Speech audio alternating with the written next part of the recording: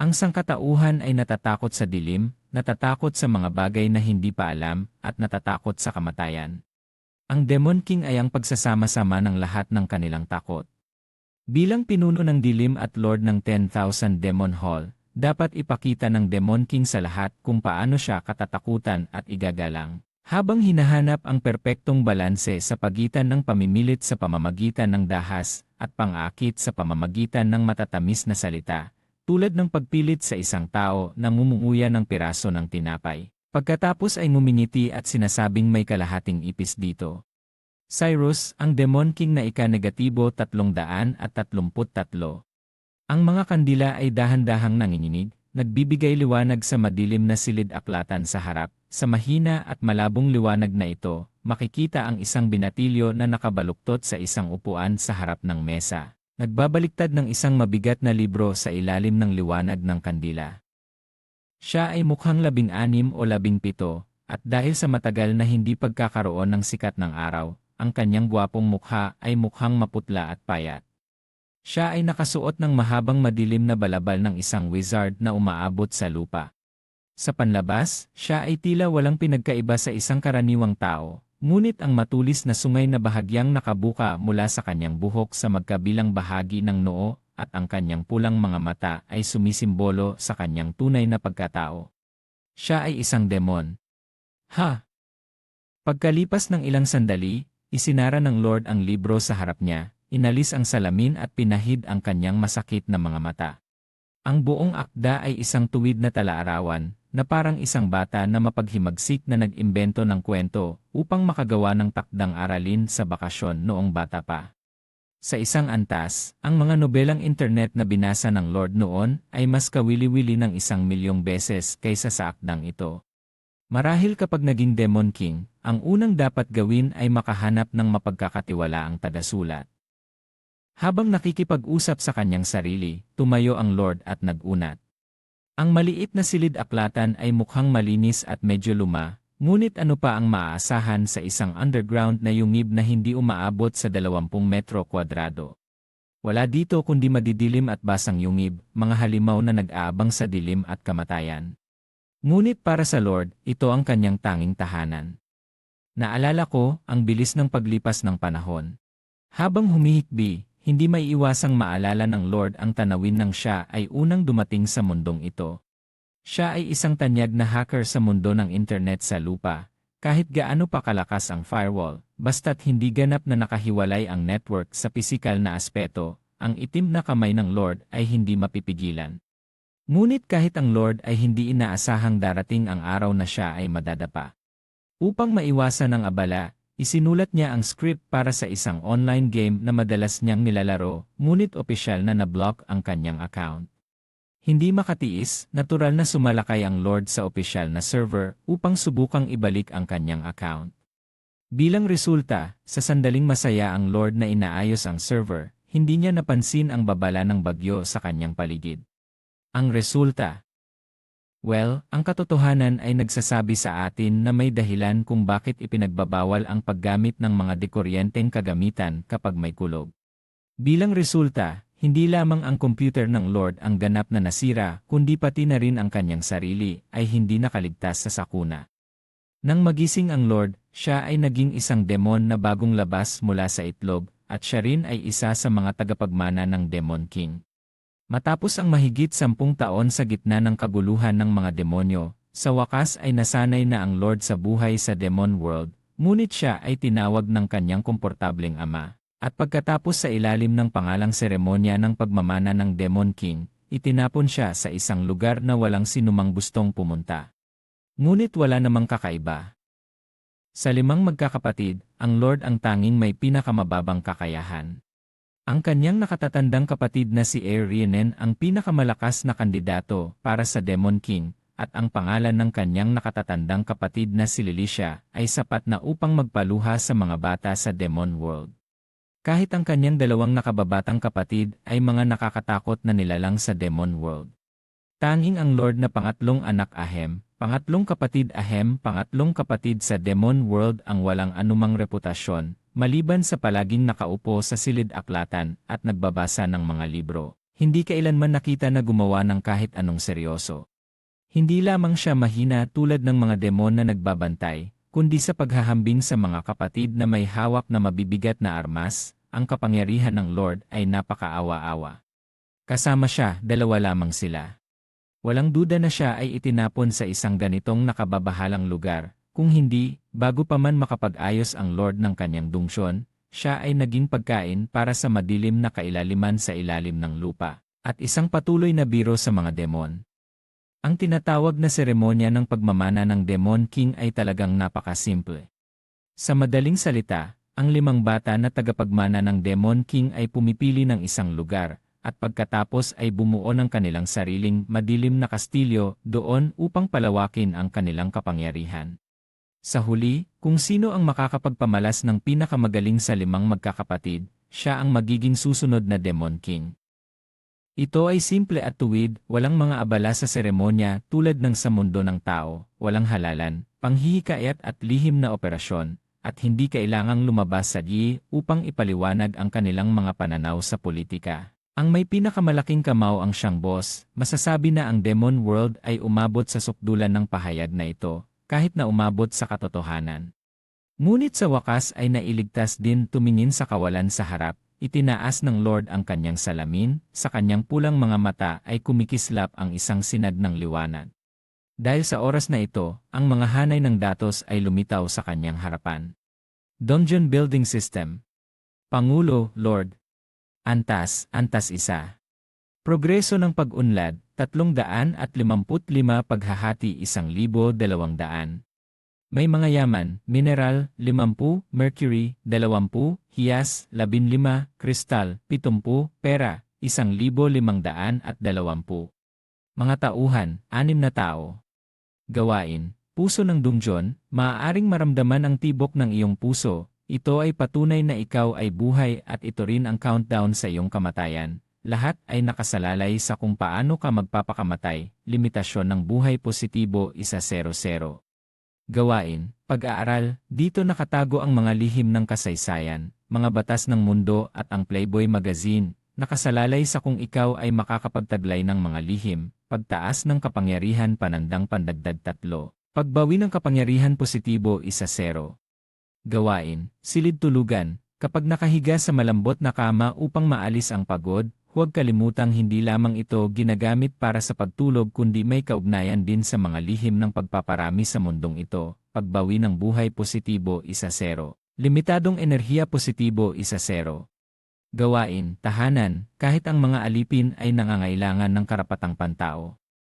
Sa pamamagitan lamang ng pagpapahintulot sa kanila na tamasahin ang isang buhay na garantisado na may 5 uri ng seguro at isang pondo, sila ay mas magiging tapat sa kanilang Panginoon, katapatan panandang pandagdag 1. Pagsasaliksik ng mahika, D1, walang layunin sa pananaliksik.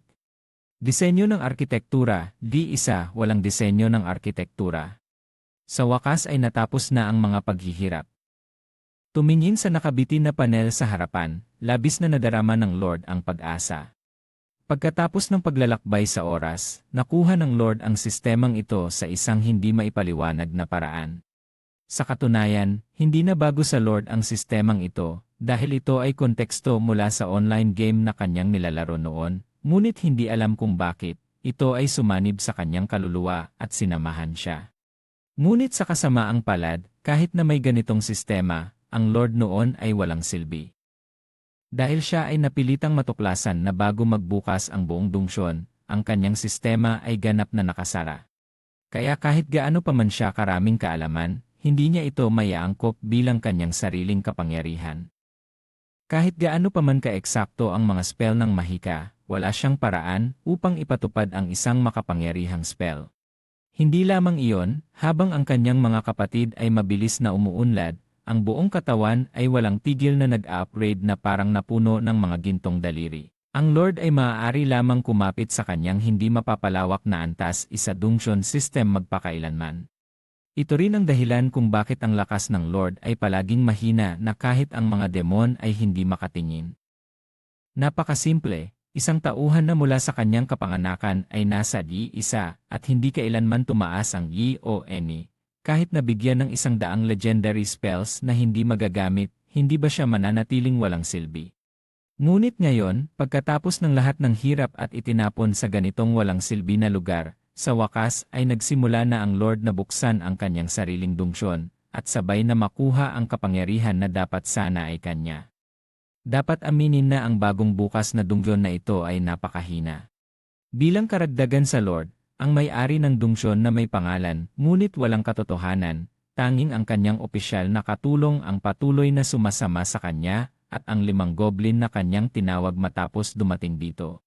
Ang isang dungsyon na ganito ay madaling mawasak ng isang random na pangkat ng mga adventurer. Sa kabutihang palad, ito ay isang liblib na lugar na walang sinuman ang nagmamalasakit, at ang dungsyon ng Lord ay nananatiling nakabaon ng 100 metro sa ilalim ng lupa. Walang pangkat ng mga adventurer na busog ang darating para sumali sa isang 3 araw na paglalakbay. Ngunit para sa Lord, hindi ito isang lugar na walang panganib. Bomb! Sa oras na ito, mula sa malayo, biglang umabot ang isang malalim na tunog, pagkatapos ay nagsimulang gumalaw ang lupa, at napakaraming alikabok ang lumipad mula sa kisam. Halos kasabay nito, may narinig na katok sa pinto. Ikinalulungkot ko ang pagkaabala, Ginoo. Sa oras na ito, dahan-dahang bumukas ang pinto ng silid-aklatan, at pagkatapos, isang maliit at payat na anino ang pumasok sa silid na parang isang multo. Siya ay isang dalagita ng mga 14 o 15 taong gulang, may malambot na gintong buhok, maliit at kaakit-akit na mukha, palaging may magiliw na ngiti, banayad na parang hangin. Nakasuot siya ng isang marangyang madilim na damit, na para bang isang dalagang nagmula sa isang pamilyang maharlika. Ngunit ang kanyang mga pulang mata, tatsulok na tainga, at maputlang balat ay nagpapakita ng kanyang hindi pangkaraniwang pagkatao. Ano na naman ang nangyari? Tumingin sa kanyang opisyal na katulong, nag-atubiling isara ni Lord ang aklat na hawak niya at nagtanong. Ganito kasi yon. Ang timog na daanan ay muling gumuho dahil sa mga goblin na yon. Sa pagkakataong ito, ang pinsala sa dungsyon ay humigit kumulang 1 katlo. Ano ang dapat nating gawin? Mukhang ang isang kwalipikadong arkitekto ay talagang ang pinakamahalagang bahagi ng dungsyon. Sa laro, hindi siya kailangang mag-alala sa ibang mga isyu, kailangan lang niyang lumikha ng sapat na espasyo para sa mga goblin na maghukay, pagkatapos ay makakabuo siya ng iba't ibang silid sa pamamagitan ng paggastos ng pera. Ngunit sa katotohanan, wala siyang ganitong benepisyo. Sa pagbuo ng lungga, hindi lamang siya kailangang isaalang-alang ang espasyo, kundi pati na rin ang mga abala tulad ng kakayahang suportahan ang bigat, hadlang sa hangin, at pagsipsip ng alikabok. Kahit na nakabasa si Lord ng maraming aklat sa aklatan ng mga demonyo, sa kasamaang palad, malinaw na hindi mag-aksaya ng oras ang mga demonyo sa pagdodokumento ng mga gawaing iyon na tanging ang mga mababang lahi lamang ang gumagawa. Kaya't wala siyang paraan upang maging isang master arkitekto. Sa simula, hindi naman naiwasan ni Lord ang pag-isip na direktang hukayin ang isang piraso ng mundo, ngunit matapos ang halos 3 beses na malibing ang sarili. Sa wakas ay pinabayaan niya ang ideya ng pansamantalang pagbubukas ng mga bagong teritoryo, at sa halip ay umasa sa mga likas na yungib upang itayo ang kanyang sariling dungsyon. Ang iba pang mga lugar ay hayaan na lang ang mga goblin na yon na magdusa. Ngunit sa kasamaang palad, mukhang walang magandang resulta kung hayaan silang magdusa ng mag-isa. Sa oras na ito, biglang umabot ang isang banayad na tunog sa tainga ni Lord, pagkatapos ay isang linya ng tekstong sistema ang lumitaw sa harap ni Lord. Sa wakas, natuklasan mo na kung wala kang kwalipikadong arkitekto, ang iyong kapalaran ay ganap na malilibing sa ilalim ng isang bumagsak na yungib sa isang araw sa hinaharap.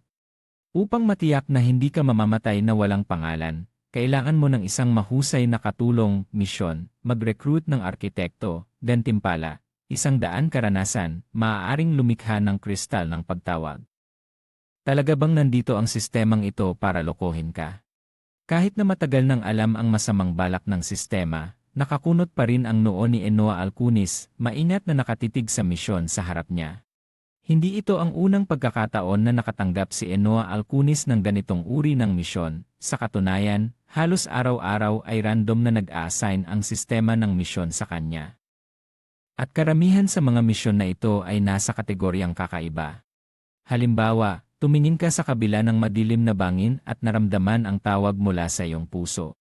May isang pagnanais na nagtutulak sa iyo na makawala sa mga pagkakabuhol at maramdaman ang kalayaan, tumalon mula sa bangin at yakapin ang pagsabog ng pagnanasa.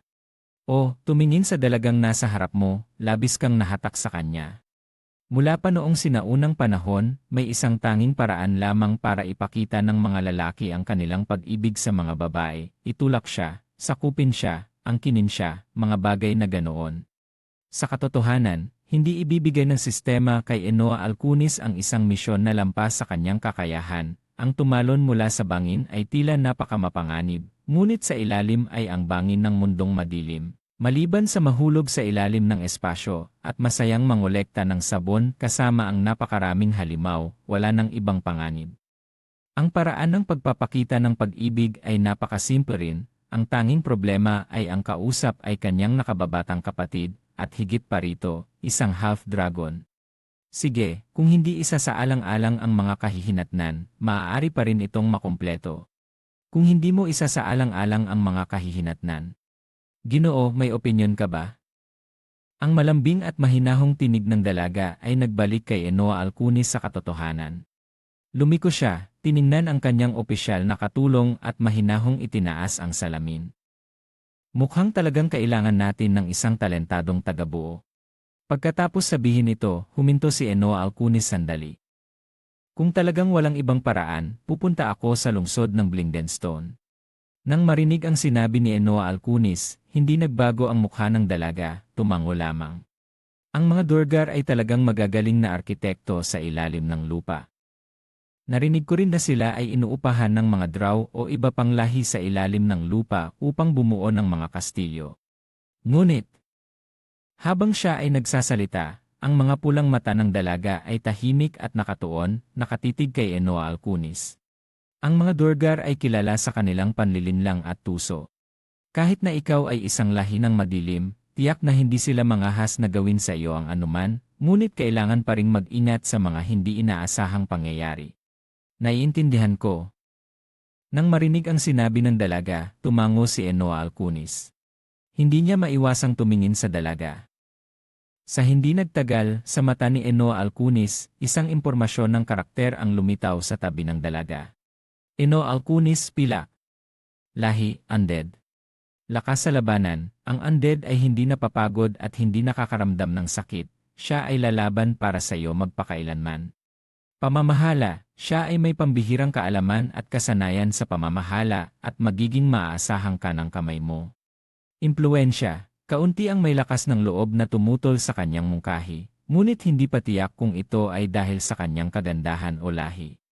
Katapatan, ang inyong mga kaluluwa ay nagsanib at walang makapaghihiwalay sa inyo sa mundong ito. Tampok, Link, ang mahina mong kaluluwa ay walang halaga sa kanyang harapan, pinalakas ang kasanayan panandang pandagdag 3. Intelligent Gathering, walang makakapagtago mula sa kanyang mga mata at tainga, bilis ng pagtitipon panandang pandagdag 5. Soul Reading, kasanayan sa pagkontrol ng kaluluwa ng iba upang basahin ang impormasyon. Thunder Manipulation, kasanayan sa pagkakaroon ng mahika ng kidlat, isa panandang pandagdag 1. Ibinalik ni Lord ang kanyang tingin, pagkatapos ay dahan-dahang hinaplos ang buhok ng dalaga. Sa ilalim ng malambot na ugnayang iyon ay ang lamig, na sumasagisag sa hininga ng kamatayan. Siya ay hindi isang buhay na tao o isang nilalang. Ngunit para kay Lord, ang dalaga sa kanyang harapan ay ang kanyang nasasakupan, ang tanging kaanak at kasama. Nararamdaman ang ugnayan ni Lord, si Enoa ay kumindat tulad ng isang kuting, ngunit agad na ang kanyang mga tainga ay bahagyang kumilos. Sa susunod na sandali, ang dalaga na dati ay tamad na parang kuting ay muling nakabawi ng kanyang karaniwang kalmado. Ginoo, mukhang may bisita na dumarating. Tulad ng sa ibabaw ng lupa, maraming lahi rin ang nasa kadiliman at malalim sa ilalim ng lupa. Kabilang dito ang Bugbear, Duergar, Illithid at Drow, ngunit mas mapanganib dito kaysa sa ibabaw ng lupa. Sa bawat interseksyon, maaaring makatagpo ng nakamamatay na panganib. Kahit na ikaw ay isang lahi ng madilim, kailangan pa ring mag-ingat sa ganitong lugar. Sa huli, walang mas nakakahiya kaysa sa matrap sa isang kanal. Bagaman ang lokasyon ng dungjon ni Lord ay itinuturing na isang lugar na hindi pinapansin ng mga lahi ng madilim, mayroon pa ring mga panganib dito. Sa paligid ng dungjon ni Lord ay may mga pugad ng salamander, yungib ng bugbear at tribo ng hook horror. Lahat sila ay mga halimaw na talagang nakakatakot. Hindi pa kasama ang kastilyo ng Durgar na malapit dito. Kung hindi ito madaling matuklasan, ang dungjon ni Lord ay maaaring makatagpo ng isang hindi pa nararanasang sakuna. Sa kabutihang palad, ang lugar na ito ay malayo sa lokasyon ng Drow. Kahit na sa mundong madilim, ang mga Drow sa pangkalahatan ay mga alipin at pinakamaasahang nasasakupan ng mga lahi ng madilim, ngunit ang mga lahi ng madilim na walang sapat na lakas tulad ni Lord ay ang pinakamainam na biktima para sa kanila. Napakamapanganib sa ilalim ng lupa. Ngayon, si Bix ay higit na nauunawaan ang kahulugan ng pahayag na ito kaysa dati. Sa oras na ito, siya ay nakasimangot at naglalakad sa gitna ng isang grupo ng mga bayarang sundalo na may mabibigat na armas. Bilang isang dwarf, hindi siya walang kaalaman sa mga panganib sa madilim na ilalim ng lupa. Ngunit ang nakakabaliw na pag-usisa ng dwarf ay patuloy na nakakaapekto sa kanya. Kung hindi dahil sa paghahanap sa tinatawag na legendary crystal, hindi siya aalis ng nag-iisa mula sa kastilyo at tumakbo patungo sa lambak ng kristal. Ang resulta ay aksidenteng nahuli ng grupong ito ng mga bayarang sundalo. Ang mga bayarang sundalo sa ilalim ng lupa ay hindi mga mabuting tao. Karamihan sa kanila ay mga half-orcs at bugbear. Sila ay bastos, sakim ngunit malakas. Isang dwarf ang walang kakayahang ipagtanggol ang kanyang sarili laban sa kanila. Alam na ni Bix ang kanyang kapalaran na ibebenta bilang alipin, kahit na hindi niya alam kung sino ang bibili. Ngunit tiyak na naniniwala si Bix na ang kanyang buhay ay hindi kailanman magiging madali. Sana ay mamatay na lang ako dito.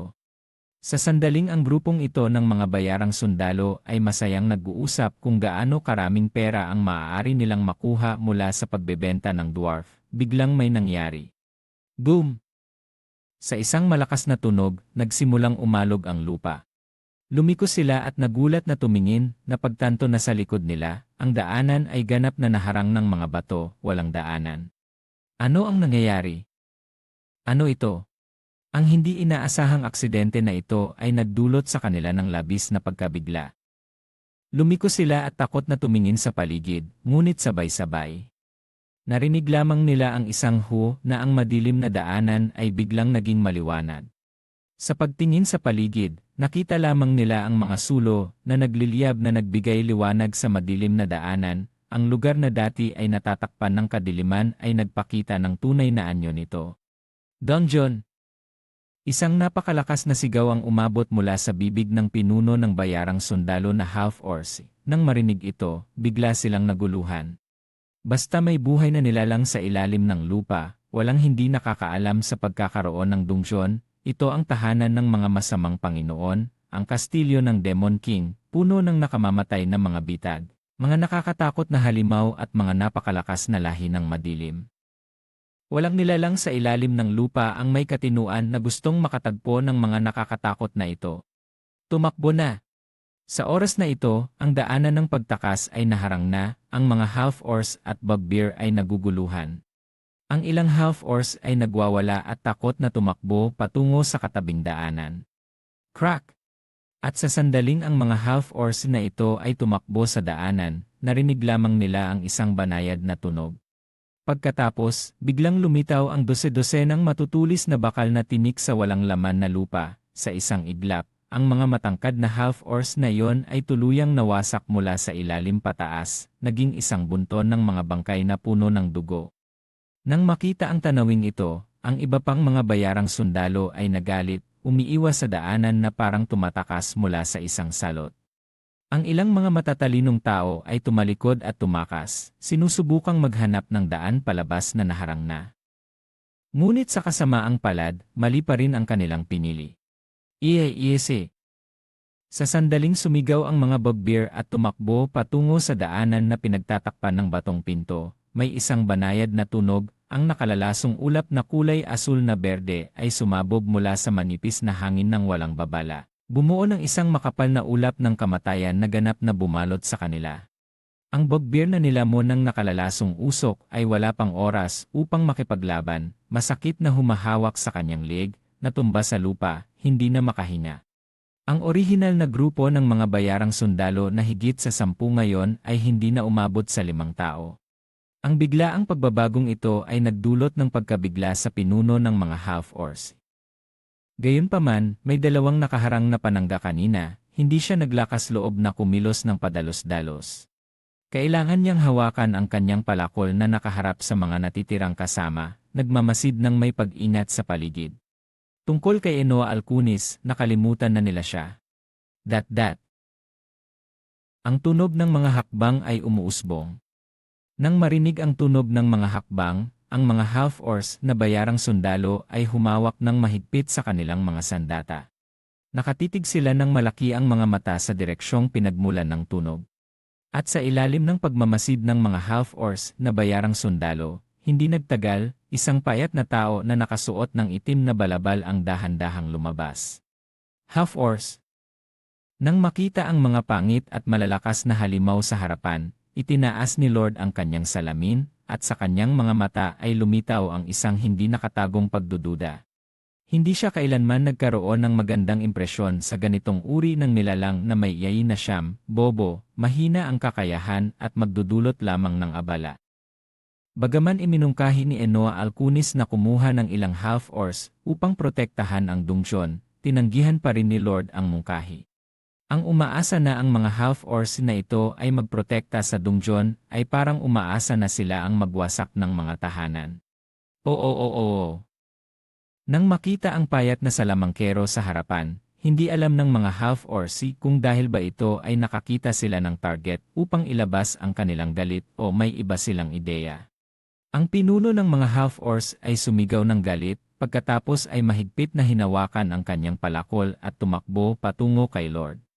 Sa likod niya, ang mga natitirang half-orcs ay nagtaas din ng kanilang mga sandata at sumunod sa kanya. Nang makita ito, si Lord ay nag-angat ng ilong ng malamig. Mga bobo at basura, wala kayong silbi kahit buhayin pa. Habang sinasabi ito, iniunat ni Lord ang kanyang kamay at itinuturo ang harapan. Boom! Boom! Sa susunod na sandali, ang nakakasilaw na kulog ay bumalot sa buong daanan. Ang nakakasilaw na sibat ng kidlat ay pinakawalan mula sa mga daliri ni Lord, humuhuni at lumipad patungo sa unahan. Sa isang iglap, ang nakakasilaw na puting liwanag ay nilamon ang lahat, ang buong mundo ay naging puti. Tila napakatagal na, o marahil isang sandali lamang. Nang muling humina ang puting liwanag, tanging ilang mga bangkay na ganap na nasunog, nakabaluktot at punit-punit ang lumitaw sa harap ng Lord. Ang kaaway na sumalakay sa dungyon ay ganap na nawasak, nakatanggap ang punong lungsod ng 85 puntos ng karanasan. Iyon ang dahilan kung bakit nakakapanghinayang na sabihing ang mga basurang ito ay walang puntos ng karanasan. Isang sulyap sa mga paalala na muling lumitaw sa harap, nagkunot ng noo ang Lord. Ang pinakamalaking kahinaan ng sistema ng dungyon ay kahit na pinapayagan nito ang individual na pag-upgrade ng mga halimaw na inuupahan ng Lord, wala siyang paraan upang i-upgrade ang kanyang sarili. Kung nais niyang mag-upgrade, kailangan niyang sumipsip ng kabuang halaga ng karanasan ng dungsyon at mag-upgrade kasama ang buong dungsyon. Kailangan ng higit sa 100 puntos ng karanasan upang i-upgrade ang isang halimaw, ngunit kinakailangan ng libu-libang puntos ng karanasan upang i-upgrade ang isang dungsyon sa pangalawang antas. Ipinapakita nito kung bakit hindi masaya ang Lord. Sa harap ng libu-libang puntos ng karanasan, kahit 100 puntos ay hindi sapat upang punan ang kanyang mga ngipin. Kalimutan na, sa pinakamasama, ito ay isang kita. Nang maisip ito, pinindot ng Lord ang kanyang daliri, at agad, 5 goblin na nakababa ang tumakbo mula sa pasilyo, sumisigaw na may mga bag sa likod at mga panghukay. Sinimulan nilang halughugin ang mga nasunog na bangkay, kinokolekta ang lahat ng mga item at kayamanan na magagamit. Pagkatapos, dinala nila ang mga duguang bangkay at naglaho sa isang iglap. Sinimulan nilang halughugin ang mga nasunog na bangkay, kinokolekta ang lahat ng mga item at kayamanan na magagamit. Pagkatapos, dinala nila ang mga duguang bangkay at naglaho sa isang iglap. Sayang, masyadong mababa ang antas ng dungsyon, kung maaari lamang magtayo ng sementeryo at bilangguan, kahit papaano ang mga bangkay na ito ay makakapagbigay sa kanya ng ilang mga skeleton na sundalo. Tungkol sa kamatayan, labis na pinabayaan ito ng Lord. Sa simula nang siya ay muling isinilang sa mundong ito, talagang hindi siya sanay sa kamatayan. Ngunit pagkatapos ng maraming taon sa mundo ng mga demonyo, ang kamatayan, mga bangkay, dugo, ang mga ito ay nagkaroon ng ganap na bagong halaga para sa Lord. Enan, sa pagkakataong ito, tumingin ang Lord sa isang anyo na nanginginig, hindi niya mapigilang itaas ang kanyang kilay. Dapat malaman na ang paalala na ibinigay ng sistema sa kanya kanina ay wawasakin ang lahat ng kaaway. Sa madaling salita, ang hindi inaasahang ito ay hindi itinuturing na kaaway sa dungyon. Nang maisip ito, hindi maiiwasang maging mausisa ang Lord, at dahan-dahan siyang lumapit sa tao. Sa panlabas, tila isang batang babae ng tao, mga 10 taong gulang, nakasuot ng isang medyo maruming damit, nag-atubiling nakasandal sa kanyang paningin. Yang nanginginig. Sa ilalim ng apoy, malinaw na nakita ng Lord ang tunay na anyo ng kausap. Sa panlabas, tila isang batang babae ng tao, mga 10 taong gulang, nakasuot ng isang medyo maruming damit, nag-atubiling nakasandal sa kanyang paningin. Ngunit napagtanto ng Lord ang tunay na lahi ng batang ito, dahil sa bahagyang kayumangging balat at mga maliliit na pagkakaiba. Ang dwarf ay isa sa mga lahi na naninirahan sa madilim na ilalim ng lupa. Para sa Lord, ang pinakamalaking katangian ng lahing ito ay ang kanilang anyo. Ang isang ganap na dwarf ay kasing taas lamang ng isang batang 12 o 15 taong gulang, hindi nagkakaiba sa mga bata, may isang uri ng masiglang inosenteng karisma. Siyempre, kung bubuin ng Lord, isang pangungusap lamang ang maaring sabihin, isang buong grupo ng mga legal na lolita na may mahabang panahon ng bisa, hindi bababa sa 100 taon, at kung ilalagay sila sa lupa, tiyak na magdudulot sila ng mga luha ng kaligayahan sa mga tagahanga ng lolita. Huwag mo akong patayin, huwag mo akong patayin. Nang makita ang Lord na lumalapit sa kanya, halos mawalan ng malay si Enoa sa takot. Malinaw niyang nakita kung gaano kalupit ang pagkamatay ng mga nakakatakot na half-orcs na iyon, kahit ang pinakamalalakas na mandirigma ay naging uling sa mga kamay ng nakakatakot na Demon Lord na ito. Nang makita ang anino na papalapit sa kanya, naging maputla ang mukha ni Enoa. Ang mga kwentong ikinuwento ng kanyang mga magulang tungkol sa Demon Lord na kumakain ng tao sa madilim na dungeon ay muling bumalik sa kanyang alaala. Hindi ba siya magiging appetizer ng Demon Lord na ito? O biktima ng isang nakakatakot na eksperimento? Diyos ko, bata pa si Enoa, ayaw pa niyang mamatay. Kawili-wili. Nang tingnan ang dwarf sa kanyang harapan, bahagyang bumangon ang labi ng Lord, nagpakita ng ngiti. Ang mga dwarf ay mga nilalang maingat. Ang dungeon ng Lord ay hindi malapit sa ibabaw ng lupa at ang mga ganitong matatalinong nilalang ay kadalasang hindi nakikita. Ang mga dumating sa kanyang dungeon noon ay mga hindi kaakit-akit na nilalang tulad ng mga hook horror at half-orcs. Ngayon, nagbigay sa kanya ang sistema ng isang bilanggo. Kahit hindi niya alam kung ano ang magagawa ng dwarf na ito, ang pinakamasama na maaari niyang gawin ay maging kanyang katulong. Sa ganitong paraan, maaari ring makaalis si Bix mula sa kanyang tungkulin bilang katulong. Tumayo ka. Nang maisip ito, tinitingnan ang dwarf sa kanyang harapan, malalim na sinabi ng Lord. Nang marinig ang kanyang sinabi, kahit na labis na natatakot si Enoa, siya ay kumapit sa dingding at nanginginig na tumayo. Ano ang pangalan mo? Bye, Eno. Eno. Moon Crystal. Anong uri ng pangalang ito? Kaya, Enoa, handa ka bang ipangako ang iyong tunay na pangalan na laging magiging tapat sa akin, susuko sa akin, iaalay ang iyong kaluluwa sa akin, at maging pinakatapat na katulong ko? Si Enoa ay nakatingin sa simbolo ng pulang kulay. Unti-unting nang mamatay ang kanyang mga mata, siya ay nakatingin sa itaas at tumango kay Lord. Handa ako. Enoa Moon Crystal ay handang maging tapat sa iyo magpakailanman, dakilang Panginoon. Habang bumubulong na parang nananaginip, iniunat ni Enoa ang kanyang kamay. Nang ang kanyang kanang kamay ay humawak sa pulang marka, biglang nagbago ang tatak sa maraming manipis na linya at mabilis na sumanib sa katawan ni Enoa. Agad, bumagsak ang dwarf sa lupa na parang isang puppet na pinutol ang mga lubid. Sa puntong ito, muling umingay ang kaaya-ayang paalala ng sistema. Ding! Isang bagong miyembro ang sumali sa iyong dungsyon, matagumpay na na-recruit si Enoa Moon Crystal, Pilak.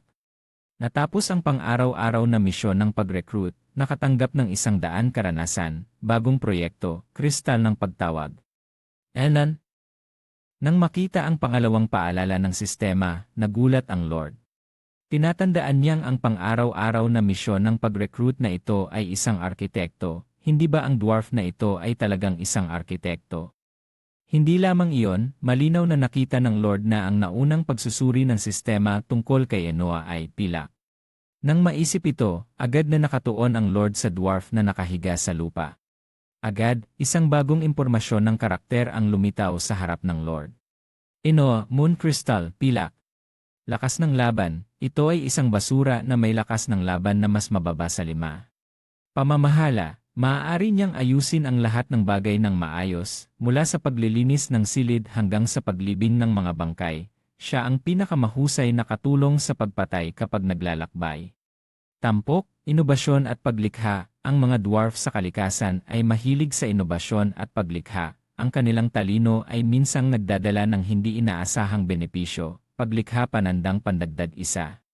May espesyal na kasanayan, paglikha ng kakaibang bagay. Kasanayan sa pag-imbento at paggawa ng lahat ng uri ng kakaibang at pambihirang mga item, walang limitasyon sa uri. Disenyo ng arkitektura, may kasanayan sa pagdidisenyo at pagtatayo ng mga karaniwang proyekto, walang limitasyon sa uri. Personal na eksklusibong misyon, kinabukasan ni Enoa, huwag isipin na ang natanggap mo ay isang magandang piraso ng esmeralda. Walang mas mababang halaga kaysa sa isang hiyas sa Underdark. Kung hindi mainit na pinadalisay, kahit gaano pa man kaganda ang hilaw na hiyas, ito ay magiging basura. Ngunit ang isang tao, gaano man siya kabobo, ay makakakuha ng liwanag ng pangunahing tauhan dahil sa kanyang mga pakikipagsapalaran, lahat ay nakadepende sa kung paano isusulat ang script. Kinakailangan, sanayin si Enoa upang maging isang master ng konstruksyon o imbensyon. Gantimpala, 5,000 puntos ng karanasan, palawakin ang dungsyon panandang pandagdag isa. Gantimpala, 5,000 puntos ng karanasan, palawakin ang dungsyon panandang pandagdag isa, master ng arkitektura. Nang makita ang tanawin na ito, kahit ang Lord ay hindi maiwasang mapabilis ang kanyang tibok ng puso. Kung talagang maitrain niya ang dwarf sa kanyang harapan upang maging isang master ng arkitektura, hindi na siya kailangang makipag-ayos sa mga ganid na dwarf na iyon. At kahit na hindi siya isang master architect, sa kasalukuyang kakayahan ni Enoa, walang magiging problema sa pagtulong sa kanya na bumuo ng dungsyon. Kasama ang summon crystal na nakuha mula sa nakaraang misyon, ang dungsyon ay sa wakas ay may kaunting anyo. Kapag iniisip ang dungsyon ng Demon Lord, ano ang unang pumapasok sa isip? Isang napakalaking at komplikadong labirinto, mga tusong at nakakatakot na bitag, at mga malalakas at nakakatakot na halimaw. Ito ang problema. Anumang Demon Lord ay magkakaroon ng malaking grupo ng mga demon na naglilingkod sa kanya. Ang mga Black Knight sa ilalim ng pamumuno ng nakatatandang si Irenen ay ang pinaka-elite na hukbo sa Demon Realm, at ang Drow at Succubus na pinamumunuan ng nakababatang si Lilisha ay mas malalakas na sandata sa dilim, na kayang pumatay ng hindi nagbubuhos ng dugo. Tungkol naman sa Black Dragon Legion na pinamumunuan ng nakababatang si Vivian, mas nakakatakot pa, ang mga demonyo na naglipa na sa Demon Realm ay natatakot sa malalakas na ungol na nakayakap sa kanilang mga ulo na nanginginig. Kahit ang nakababatang si Naberius, na may mas mahinahong ugali, ay mayroong makapangyarihang puwersa na madaling kayang bumuwal sa anumang underground na kapangyarihan. Ito rin ang tradisyonal na landas ng mga tagapagmana ng Demon Lord kapag nagsimula ng bumuo ng kanilang sariling dungsyon. Ang mga tagapagmana ng Demon Lord ay mangunguna sa kanilang sariling hukbo at lilipulin ang lahat ng matatalinong lahi sa paligid ng dungsyon na parang hangin na nagwawasak ng ulap o magiging alipin o magiging mga gwardya. Sa madaling salita, medyo katulad ito ng panahon ng malawakang paglalayad. Mula sa simula, ang lumang imperyo ay nagpadala ng di mapipigilang armada sa karagatan upang tuklasin ang bagong mundo. Kaya, Kahit na makatagpo ng isang lokal na nagwawala, sapat na ang ilang putok ng baril upang takutin ang kalaban na tumakas sa takot. Sa panahong iyon, ang pagkuha ng mga alipin o pagtatayo ng kolonya ay nakasalalay sa kalooban. Ngunit ang Lord ay ganap na walang-wala at walang anumang yaman upang makapagsimula. Mahirap sisihin, ang mga demon ay nakabatay sa lakas, at kung hindi maipakita ng Lord ang sapat na kapangyarihan, paano siya magkakaroon ng katapatan ng kanyang mga nasasakupan ng madali? Sa kabutihang palad, alam ng Lord ang bagay na ito at hindi nag-isip na humingi ng tulong. Kung hindi, maaari siyang magamit at maging isang puppet. Walang paraan upang makakuha ng tulong mula sa labas kaya't ang Lord ay kailangang umasa sa summon crystal sa loob ng dungeon. Sa katunayan, nagkaroon na ng pagkakataon ang Lord na gumawa ng isang summon crystal mula sa simula. Ngunit sa kasamaang palad, noon ay nasa demon realm pa siya at hindi niya kayang simulan ang dungeon. Kaya't sa huli, pinabayaan ng Lord ang paggawa ng summon crystal at sa halip ay tinawag si Enoa.